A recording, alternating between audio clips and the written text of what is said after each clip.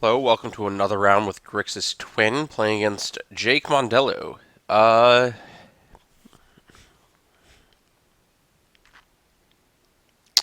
this hand is the low end of keepable. I'll still keep it, but definitely on the low end.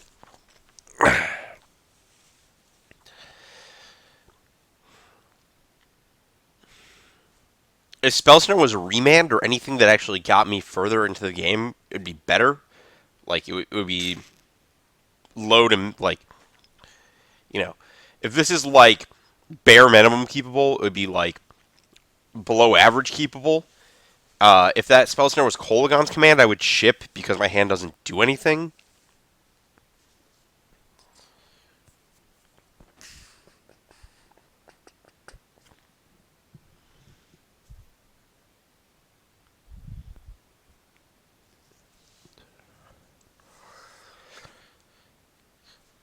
If it was if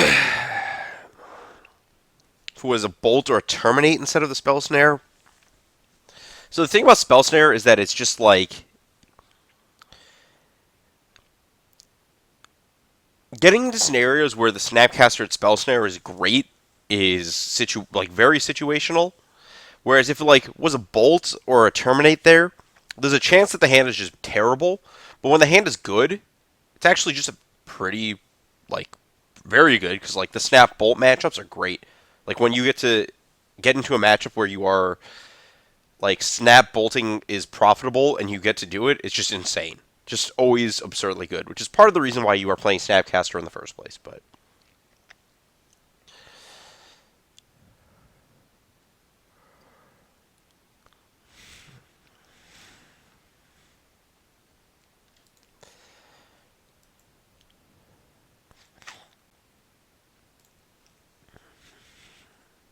that was that was bad actually. I should have played the Steam Vents. Ooh, we got Amulet going on over there. Okay.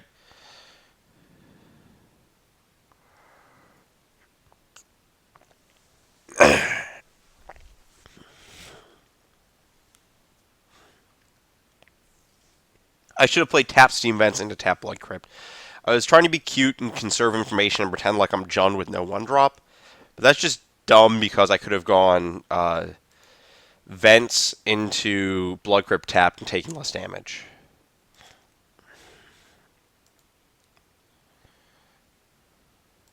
No, you will not get to do that. None of that is allowed today.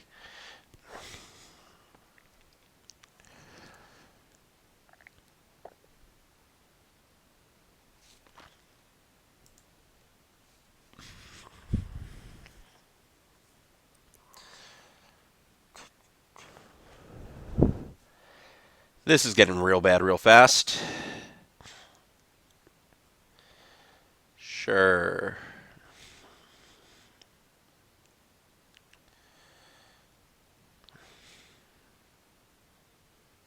Please be another Summer Bloom. Okay, I can beat that.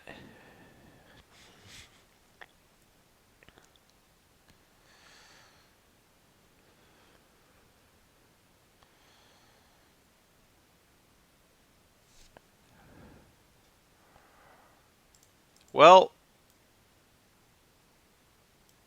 whatever. Yeah. I saw no reason it would, but just wanted to make sure that that card did not randomly have like a Winter Orb if this is untapped clause on it.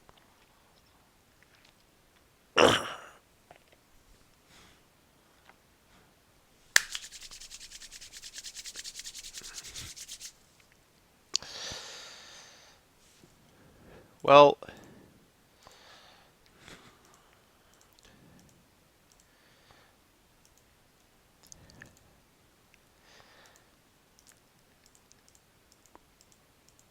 had it.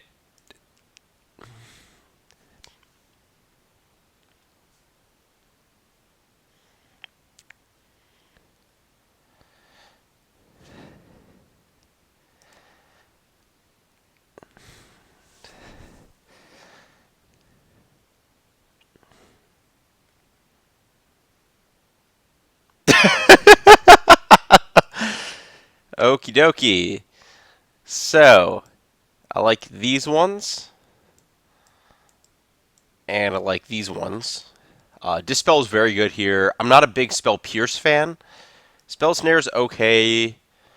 Um, on the draw, I like it because I don't die. Lightning Bolt, terrible, bad, atrocious.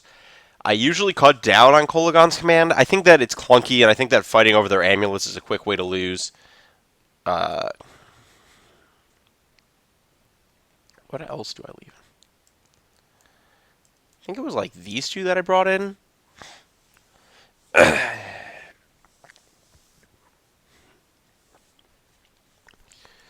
think like the thing is that Snap Remand is so good that I'd hate boarding down on it, even though I don't like Snapcaster Mage that much here. Yeah, maybe it's just these two leaving a command. I don't want Pia. I don't want Anger. Keranos I don't like. Oh, that's what it was. When I was previously testing this list, I was testing with Tenjum's list. So at the Invitational, Tenjum played with a Cryptic command, and then for the next day for the IQ or Classic or whatever it was that week that I have to figure it out, he had the Spell Pierce, which I just don't. I don't want to go down that road in this matchup. It's too easy to get overridden. Dispel countering Pact is great for the record. Yeah, in theory, a Spell Snare could be better as like a negate or a command, but I just like having the efficient answer for Bloom. Yeah, this looks good. Bunch of ways to kill a Titan, which is actually pretty cool because normal Twin actually sometimes just like even if they don't have Amulet, they can just like get a Titan into play and just attack you, and you don't have a way to kill it, and you sometimes just die to it. And this deck doesn't do that. And like there's combinations of cards like Dispel plus Terminate where you can't stop the Titan from resolving, but you can actually counter the pact they find with it, terminate the Titan, and be fine with getting 2 for 1.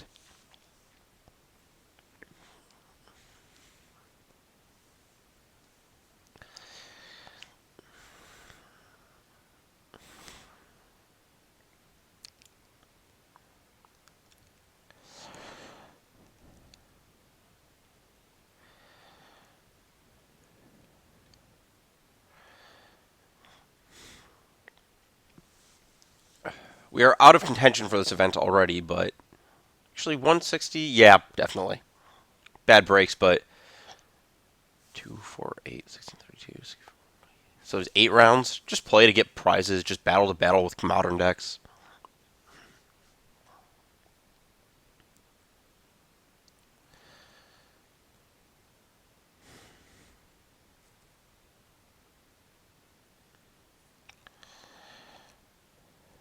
Oh, that's the other thing too. I forgot about that. But post board, Spell Snare is actually really good in this matchup because it interacts with Seal of Primordium. So game 1, it's like kind of a don't die on turn 2 play. But games 2 and 3, they actually have a significant number of targets on top of the don't die on turn 2 thing.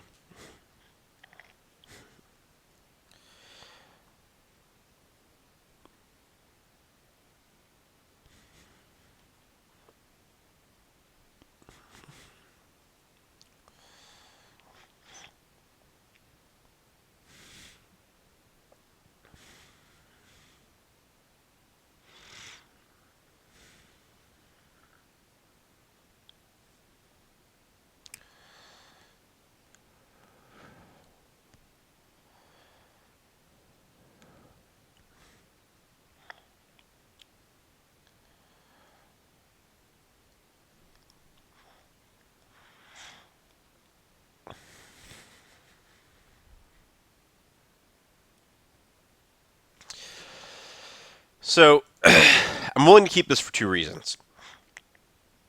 One, Serum Visions is just great. And 2, the Dispel Terminate combo gives me a lot of flex even if Jake does resolve a Titan. Also, Jake's going to 6, so. The only weird thing is whether I fetch a basic island on one or a Steam Vents. Like, I think it's Steam Vents, and then I can fetch an island later through Blood Moon. Like, in case I find a Blood Moon and have to go through my own Blood Moon later, which I probably would, but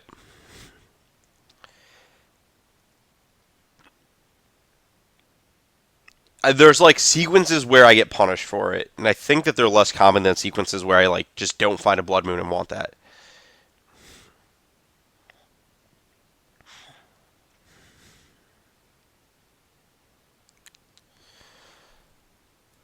Oh, worth noting, I don't like Kolagon's command in this matchup because it's clunky, but I do like Ancient Grudge out of the. Or I like Ancient Grudge, like if you are going to do something that kills an artifact, I like Ancient Grudge more than I like Kolagon's command in these, like out of the Temur Twin deck. Just because of efficiency. Like, having to get to the third turn in order to kill their amulets, like a big gamble, anyways. Whereas with Kolagon's command, there's like, or with Ancient Grudge, like the vast majority of games, you should be able to get into a position where you kill their amulet, unless you're just dead on two on the draw, whatever.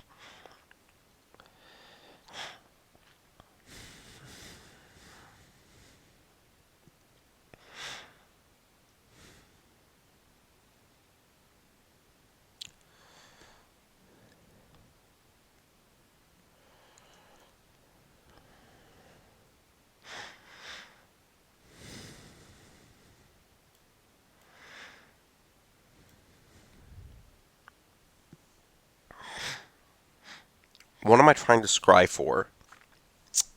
Uh, Thoughtseize, Remand, combo pieces, Blood Moon, maybe Spell Snare,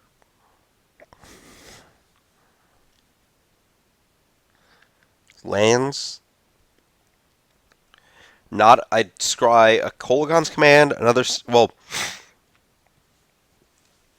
if Jake is a turn 1 amulet, would I scry a Kolagon's command to bottom? Probably, because I don't think it's fast enough to interact.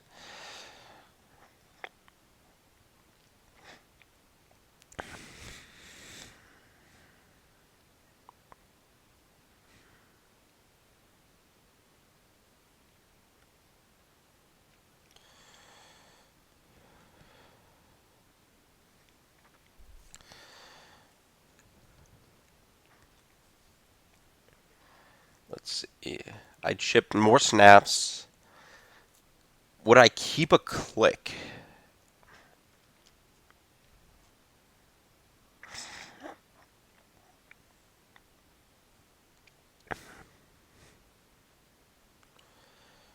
Scry to. Okay, so Jake's mold to 5 and scry to bottom. No amulet either.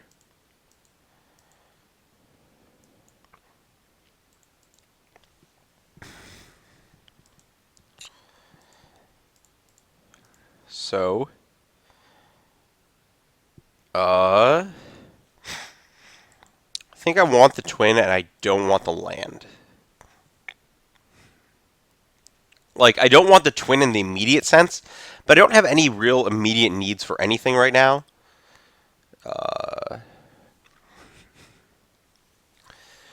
There's no need to expose myself off, like, remanding an Azusa or a Summer Bloom.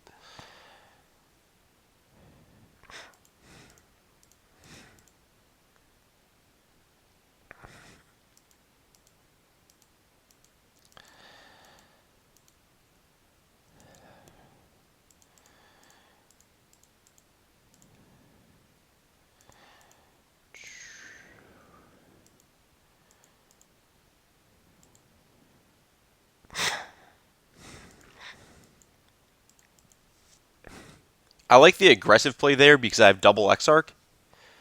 So I think I can afford to expose the first one. Actually, I probably. There's like an argument for keeping both lands. That's fine. Okay.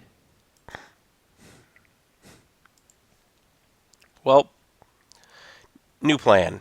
Kacha.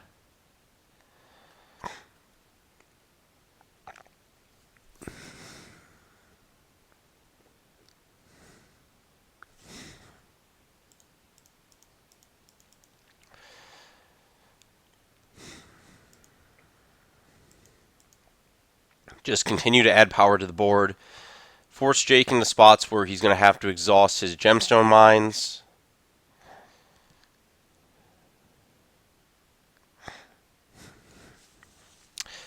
I think that getting the second power into play is better. Sure.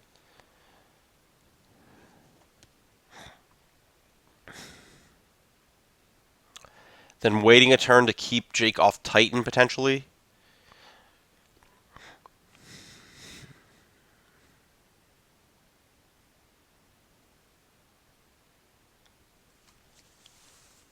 I think that's better.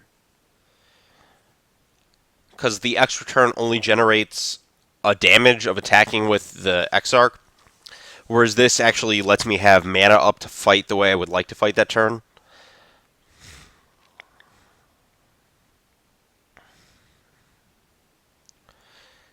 I like the fact that Jake is now put into a spot with the 2 gemstone mines that he has to debate whether he needs to recycle them with a bounce land here first before doing anything. Yep. So I know he has Growth Chamber and, well, let's fire that one off because I'll take the Titan that he has. Oh, 2 blooms? That's it?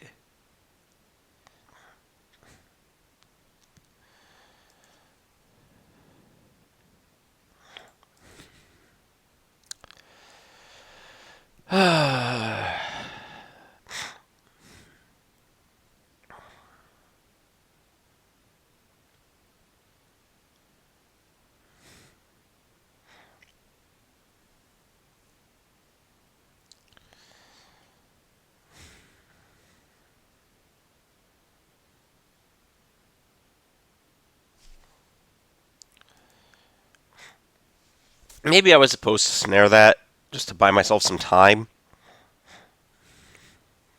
Snare. I should have used the snare. It's not going to do anything else this game.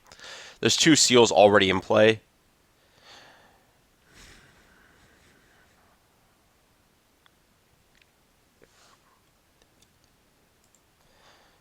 It's a pretty good draw for multiple reasons.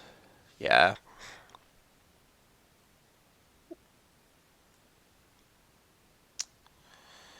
Sure.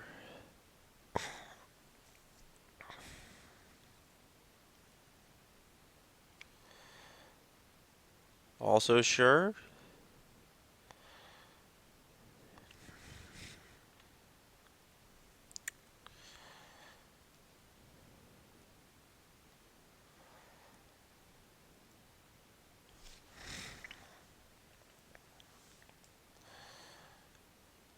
I would like to terminate that if possible,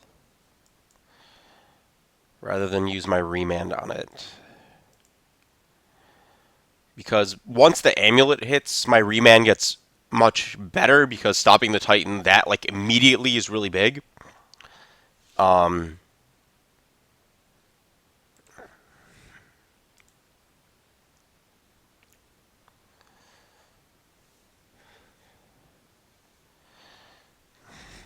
yeah. Whereas now I can just dispel the pact. This is this exact interaction I was talking about in sideboarding or earlier, where I get to terminate, dispel my way through a Titan.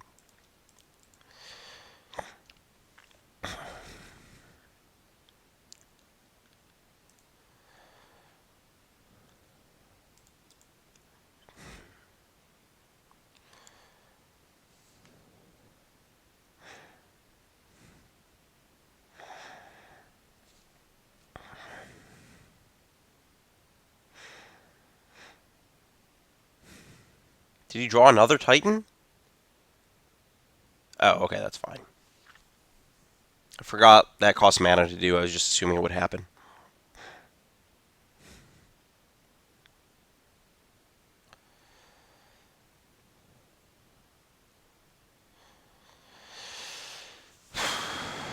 Want another red source?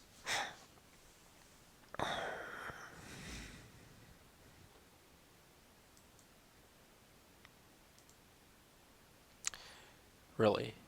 Okay.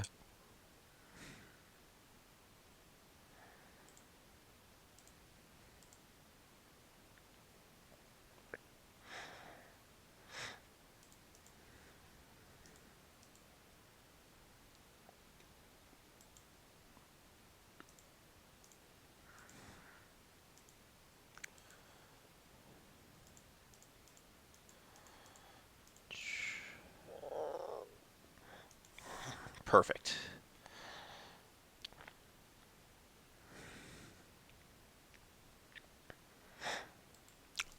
I don't think there's a reason to. Yeah.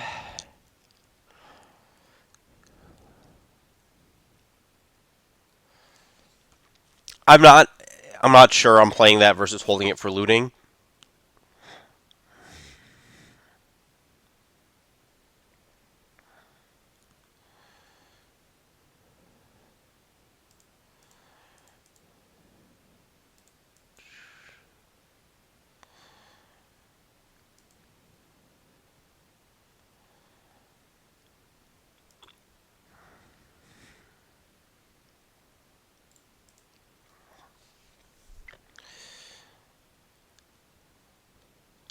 So I know there's a gemstone mine and one other card.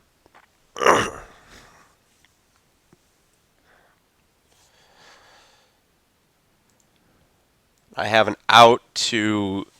So the only thing I'm trying to figure out is if I should play around Dragon Lord Dramoka anywhere.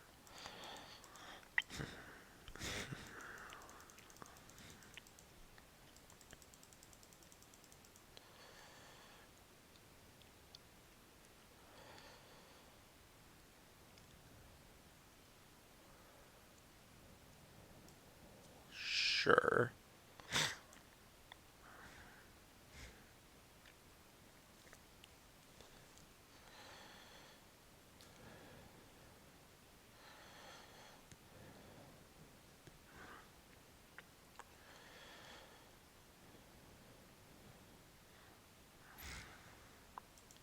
Cute.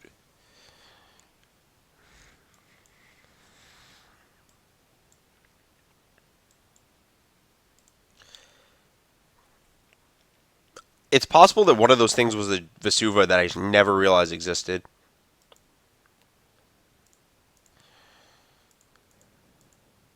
Oh, let's not do that.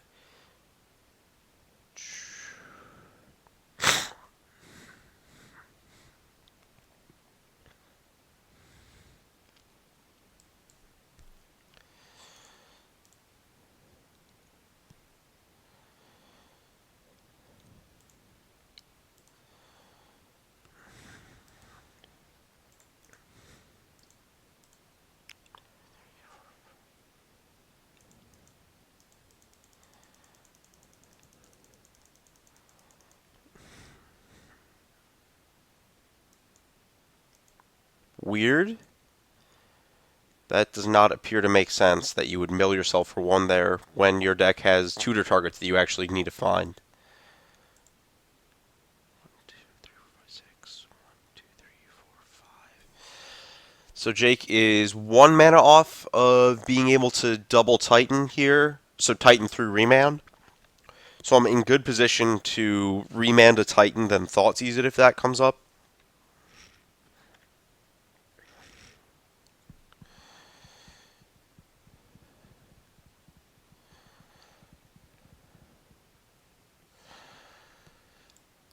Question is,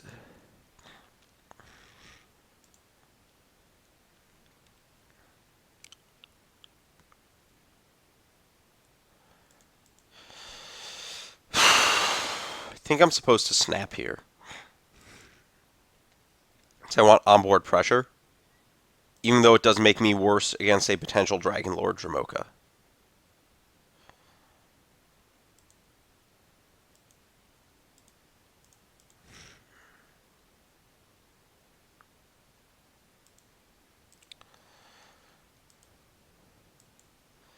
Then here, because I drew that, I get to tap Azusa and put Jake to dead in 1.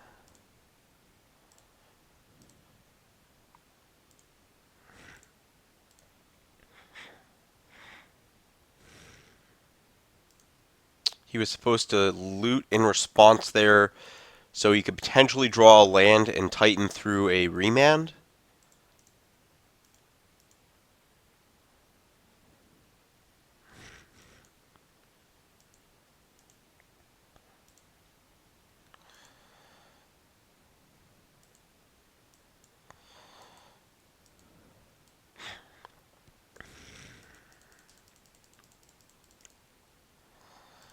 Yeah, he would have hit a growth chamber and well, he didn't draw another Titan, so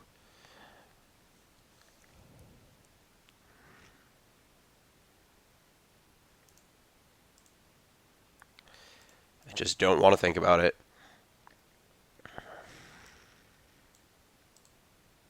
Woo!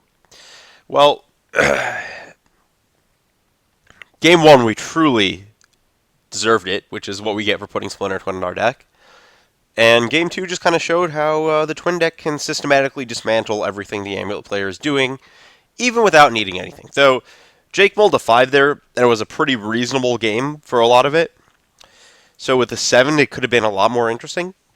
The matchup's not as unwinnable as people say it is for Amulet, but I think that with the right Twin play and the right boarding and right configuration, it's not good even if the Blood Moon or Twin doesn't stick. Or not great. It's not like the Twin player has to combo or one-shot kill you. They can just play cards and beat you.